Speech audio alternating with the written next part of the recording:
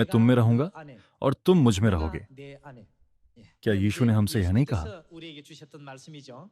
예수님 주신 आइए 그 हम एक 말씀의 साथ परमेश्वर की 진정한 शिक्षाओं की जांच 의도와 그 करके 뜻을 यीशु के वचनों का 하나님의 सही अर्थ 말씀 जानें। 가운데서 함께 살펴보도록 하겠습니다.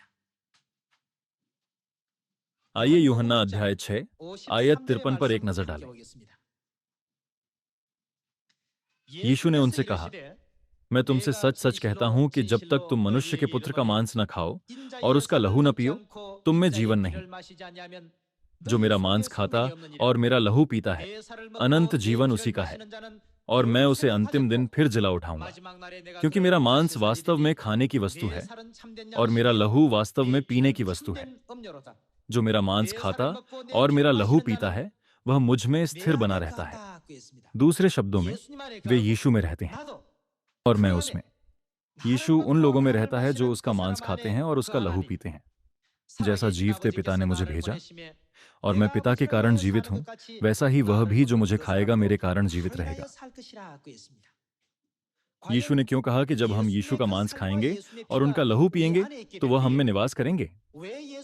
हमें इसके कारण के बारे में ध्यान से सोचना चाहिए।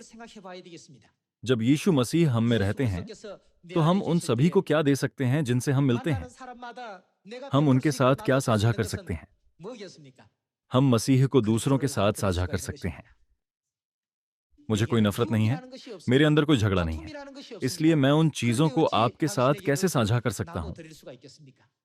क्योंकि मुझ में केवल मसीह ही है। यदि आप चाहते हो कि मैं आपको कुछ दूं, तो मैं तुम्हें मसीह दूंगा। इस तरह हमारे पास ऐसा हृदय होना चाहिए जो मसीह को दूसरों के साथ साझा कर सके। इसलिए यीशु ने कहा, जो मेरा मांस खाता और मेरा लहू पीता है, अनंत जीवन उसी का है। उन्होंने और क्या कहा? यीशु ने हमें सिखाया कि वह अंतिम दिन में ऐसे लोगों का उद्धार करेंगे और उन्हें जिलाएंगे। उसने इसके अलावा हमें बहुमूल्य शिक्षा दी कि ऐसे लोग उसमें रहेंगे और वह उनमें रहेंगे।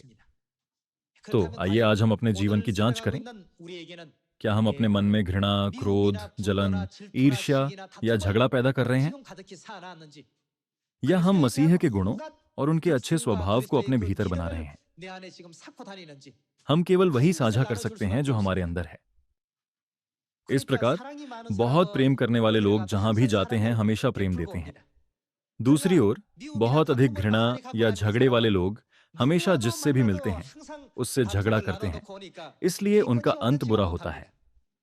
इस कारण से मसीह ने कहा, मैं तुम में रहूंगा और तुम मुझ में रहोगे। तुम्हारे अंदर मैं होना चाहिए। मुझे विश्वास है कि जब हमारे पास मसीह होगा तो हम मसीह के साथ रहने में सक्षम होंगे और परमेश्वर की अनमोल संतान बनेंगे जो मसीह का प्रचार करते हैं और जहां भी हम हैं मसीह को दूसरों के साथ साझा करते हैं।